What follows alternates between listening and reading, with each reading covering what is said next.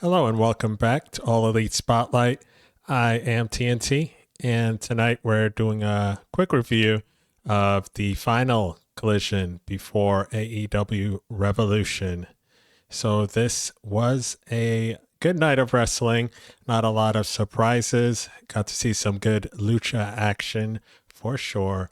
Got to see Lena Cross as well, making a statement and getting her tune-up, I suppose you could call it, before her TBS title match against Willow at Revolution. Technically the 0 hour pre-show before the Revolution proper pay-per-view starts. So what we had tonight was just an enjoyable night of good wrestling, which is what you come to expect from Collision and basically any AEW show. So tonight focused more on the wrestling. We got to see some of the wrestlers that would be featured at the pay-per-view. So we can go ahead and start from the bat. We have our opening match. We feature Kevin Knight versus Clon, Don Callis family member. And I've got to say, these two, their styles just flow together like water. I mean, they were so smooth in the ring with one another, whether it was high-flying lucha style or grounded technical wrestling, or just throwing shots at each other. They were trading blows in there at one point. I mean, excellent job by both wrestlers there. Kevin Knight never disappoints, and El Clone, the more you see him, the more you like him, right? I mean, Hologram was supposed to be his rival, his comp. He's El Clone, right? He's a clone of Hologram, but no disrespect to Hologram. He is a good competitor as well, but compared to El Clone, I mean, not there's no comparison, but El Clone is definitely the superior wrestler, in my opinion. Y'all can let me know what you think in the comments, but El Clone's really good. And so, not an exact copy. I think we could safely say that there was some talk on the commentary about Kevin Knight's braggadocious was the word they used, his attitude, how he's gotten more cocky.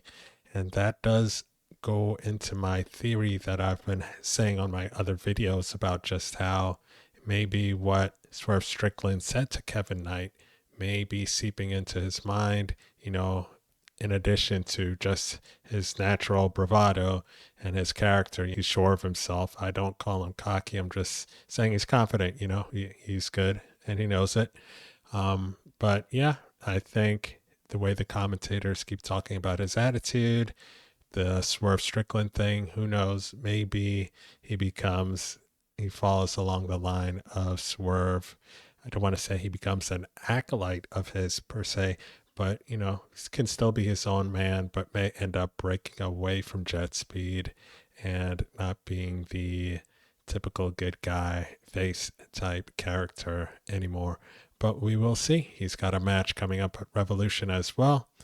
Go check out my Revolution breakdown. He's teaming up with Jet Speed partner Mike Speedball Bailey and Mystico, and going up against the current trios champions in AEW, Don Callis family members Protocata and Mark Davis, who we do see later on in the match, in the show.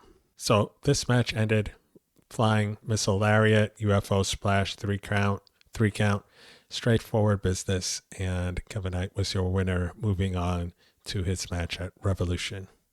From there, we go into a video package just showing the Don Callis family and just some backstage and basically a recap of how they won the Trios Championships with the assistance of an MJF distraction. But nevertheless, they are the champions, and we'll be moving on to their defense at Revolution.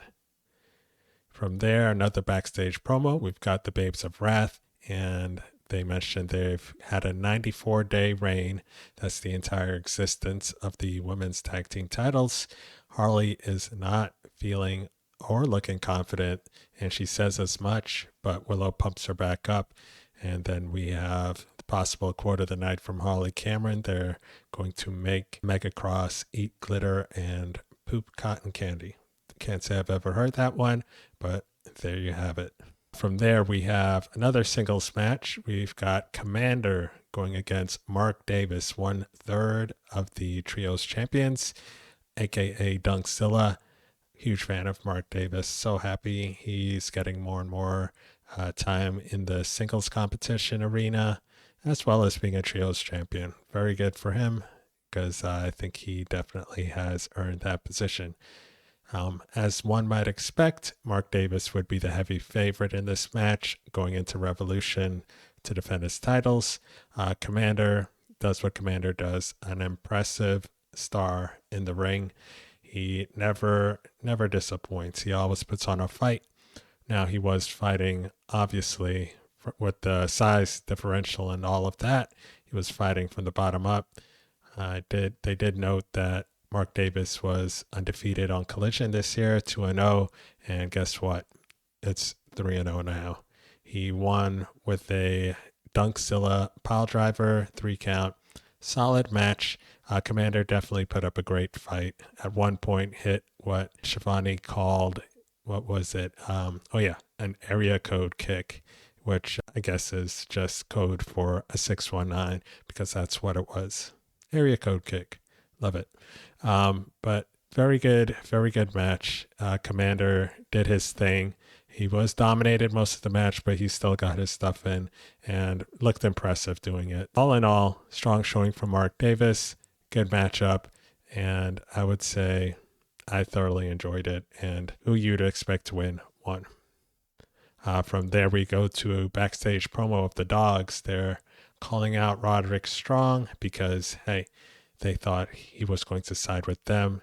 They thought he was a like-minded guy, but apparently not. So they're ticked and they're going to take it out on him, on all 3 of them, the 3 of them being Roddy, Orange Cassidy, and Darby Allin, when they have a Tornado Trios tag match at Revolution. It's going to be a solid match. I expect it to be brutal, violent. I would be surprised if there's not a lot of bleeding in that match, seeing as Darby Allin and Gabe Kidd are involved. So the team of the Dogs, Gabe Kidd, David Finlay, Clark Connors, that will be an interesting matchup. We'll see who comes out on top. Again, check out my preview for Revolution on my channel. So from there, we have a promo package just going over the 21-man Blackjack Battle Royal that will be taking place at Revolution as well. Some of the competitors that we saw that will be competing included Roppongi Vice, so Romero and Trent, LFI, Rush and Dralistico, Scorpio Skye, Danny Garcia. Bowens was there saying he was going to prove to his friends Hook and Shibata that he was a killer. And then they came up behind him and said, yeah, but you're going to help us, right? So I guess all 3 of them will be in it. We'll see what happens in that dynamic. And Ciampa as well, saying that he's not just here for one title, he's here for everything. So nice little mix of people that will be in there. From there, we go to a trios tag match. So we have the Triangle of Madness, Julia Hart, Skye Blue, and AEW Women's World Champion Thekla. She and her partners are competing against Tadavik, Viva Van, and Charisma. Anyone want to take a guess as to who won this match? Surprise! It's the Triangle of Madness. The match took about 1 minute. There was no tagging in and out from the opponents of the Triangle of Madness. It was interesting to see that the champion was competing ahead of her 2 out of 3 falls match against Statlander. But in reality, was it competing? I mean, it was a match. No shots at those ladies. Viva Van is definitely an accomplished wrestler. I understand what it means to be an independent wrestler. Been there, done that. So I know they're all skilled, but for TV purposes, we knew what this was going to be, and that's what it was. Quick 1 minute match. Spear by Thekla, 3 count on Charisma, and we move on to the post-match shenanigans. Quick sidebar. I just wonder, when Thekla first arrived on the scene, I was like, wow, she's totally just pushing Julia Hart and Skye Blue to the background of their own group, which I'm just wondering when it's going to be their turn. You know, Julia Hart, former TBS champion, Skye Blue, tons of potential in my eyes. Y'all let me know what you think. I really sometimes feel like they get slighted and pushed to the background a bit. I wouldn't be mad if at some point down the line they turn on Thekla and give her the boot. And fight for their own glory, be it tag or singles. But that's neither here or there at the moment. So we're dealing with Revolution coming up. So Thekla cuts her post-match promo, basically saying that Stat is afraid of her. Cue Statlander's music. She charges to the ring. The Sisters of Sin come to meet her, down the aisle. Skye Blue eats a power slam on the floor, and poor Julia Hart, she gets a tombstone pile driver onto the floor.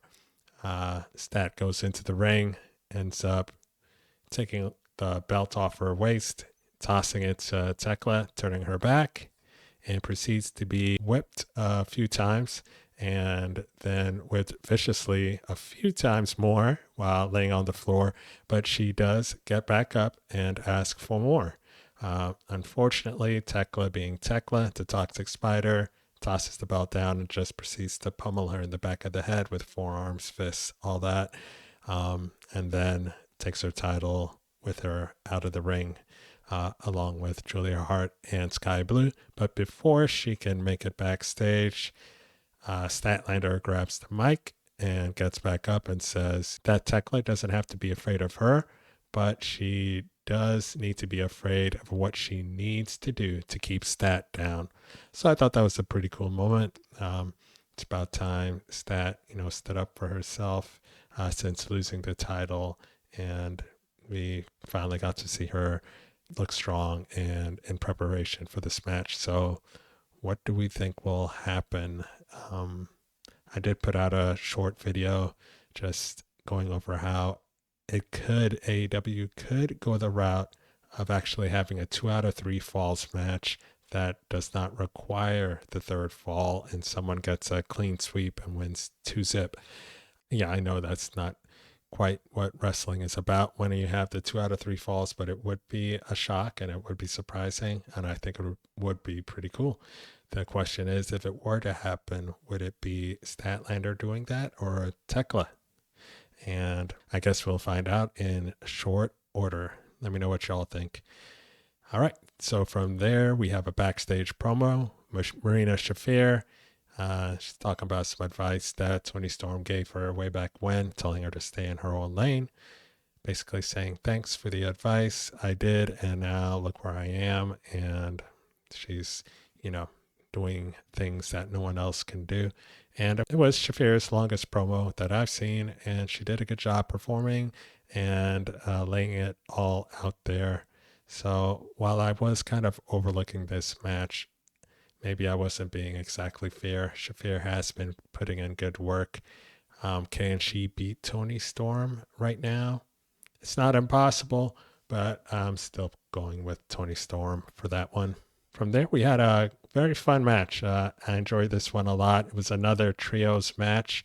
This was The Demand. So national champion Ricochet with his team, Bishop Clon and Toa Leona, taking on the Bang Bang Gang, Ace Austin, Austin Gunn, and Juice Robinson. I do love the Bang Bang Gang's entrance theme, but every time I see it, I do miss Jay White. Would love to see him come back soon. Like maybe in this 21-man Rumble Battle Royal. That'd be good. But Juice is starting to look more like himself since coming back from that layoff from injury. His hair's grown back out. He's got the beard. He just looks very much Juice Robinson. And he was definitely the highlight of the match. The fans wanted him in there, was chanting for him a lot. He just has a lot of fun in there, so the crowd has fun with him. And, he just is such a dynamic entertainer and solid wrestler. So I had a good time. Now, I will say throughout the match, I did catch myself wondering, is The Demand the best trios team in AEW. I mean, they were solid in there. And Ricochet, I mean, he just does not, he has not been seeming to get the TV time that he was in the past. And it's strange because he was on TV a lot more before he was the national champion. And it seems like he's not getting too much love afterward. I mean, he had this thing going with Jack Perry, but he's not really defending the title on TV or anywhere else for that much matter. Um, and it's really just a shame because he's so good in the ring, and it's just a waste of talent if you're not using him. But we'll see. He did eventually pick up the win for his team. He hit a spirit gun from behind on Austin Gunn, got the 3 count, and the gang gets laid out after the match with title shots and all that good stuff. And Ricochet then has a promo post-match, finally doing what I was wondering why he hadn't done before, and that was pointing out the fact that having to defend the title in a 21-man battle royal is crazy unfair. So he called it out for what it was, but said that, doesn't matter how many people that he has to face, he will prevail. So we shall see. That's going to be a tall order, but hey, I'm rooting for you, Ricochet. You show him. We'll see. All right, moving right along, we had 2 backstage promos.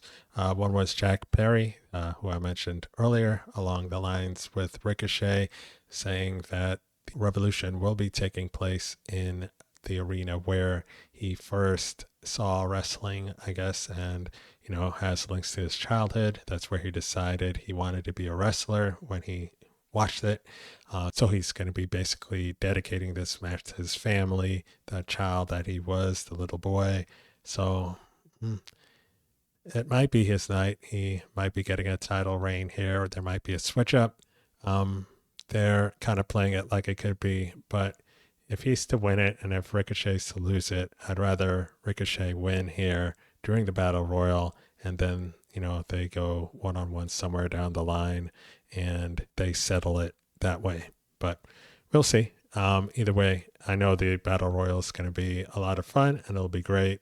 And if Perry does indeed win it, I'm sure Ricochet will be looking for a one-on-one rematch. So either way, we'll win as the fans, so not too worried about that. From there, we have Toni Storm talking in response to Marina Shafir. She goes into some circus business, timeless circus. Classic Toni Storm promo. Well delivered, excellent. Check it out if you didn't see it. Don't need to go into it much. It's Toni Storm, so very entertaining stuff, and she's ready for Marina. From there, we get a singles match. The Colossal Lena Cross with Megan Bayne versus Mina Shirakawa, one half of the Timeless Love Bombs. And so we have a team name for Lena and Megan. They will be Mega Cross. And basically throughout this match, Lena Cross was doing the classic big guy, or I guess you'll say big girl style. Big clubbing shots and just using power, size, of course, against Mina, who was able to counteract that by working the knee and, attempting to go for the figure 4, which Mina is known for. Lena looked good. I wouldn't quite say she's at the level of Megan Bayne. She looks a little stiff in there sometimes, and when I say stiff, I mean in her movements, not in how she's hitting people. But, she's big, so sometimes it can kind of just come off looking that way on TV. I think she's really good, though. So I'm sure she'll get better as we move along here in time. And I do like the dynamic of Megan Bayne and Lena Cross together. They're a very impressive, dominating looking team. So it'll be interesting to see if they can finally overcome the tag team champions. More so Megan Bayne, because she's been trying to do it with Marina Shafir and her pal and confidant, her buddy, his tag team partner, Penelope Ford. And So we shall see. We shall see. Lena Cross did end the match with a jackhammer, got the 3 count. When Lena Cross did the jackhammer the other day, she did it, like it's meant to do, stalling first at the top. This time around with Mina was more of a suplex into a power slam type gimmick, which is what the jackhammer is, but there was no stall at the top. It just looked a little not as tight as it should have. So, as long as she works on that, make it look a little more effective, we'll be in good business. But regardless, they look like an impressive team. Megan Bayne is there, and darn it, it's Megan Bayne's time. I refuse to have it any other way. So it's not my call, but hey, I really believe it's going to happen this time. I've been saying that every time, but this time, I mean it. Okay, so from here, we have the main event. Singles match. Mascara Dorada, the reigning CMLL World Historic Welterweight Champion and 1/3 of the CMLL Trios Champions, along with Mystico and Neon. He's taking on Andrade, who had Don Callis, of course, who was on commentary, and also Lance Archer, who had a cast on his left arm. So this match was very exciting. Definitely deserved to be the main event. It was the match of the night. Excellent job by both guys. I mean, Mascara Dorada is something special. It's good when he gets to have some time, and it was great to see him in the main event. And against Andrade, it was going to be good. It did not disappoint at all. It was Lucha Libre excellence. Dorada is just very fluid in the ring. I do, in all honesty, I don't want to say I prefer Commander, but Commander's really good too. It would be great to see the 2 of them in a match as well somewhere down the line. But regardless, back to the main event, there was one nasty spot. And by nasty, I mean it looked like a dangerous landing where Dorada hit DDT. He was on the top rope. Andrade was on the apron. He leapt off the top rope, did the DDT on the side of the apron, and it looked like Andrade just ate it like right on the edge with his face. But a lot of great moves throughout it. Lots of flying Hurricane Ranas, head scissors, poison Ranas, all that stuff. Springboard, Spanish Fly off the ropes. There was even a rare escape of Andrade's famous back elbow that he does. Dorada actually escaped it, and the fans were definitely behind Dorada as well. There was also the obligatory Senorita spot where Andrade's getting the number from someone at ringside. But anyway, the match ended with a vicious battle at the top turnbuckle. Dorada ate a hammerlock DDT, not on the turnbuckle, but the connector to the post out there. That looked absolutely brutal. Fell into the ring, caught a DM finisher, and 3 count. That was all she wrote.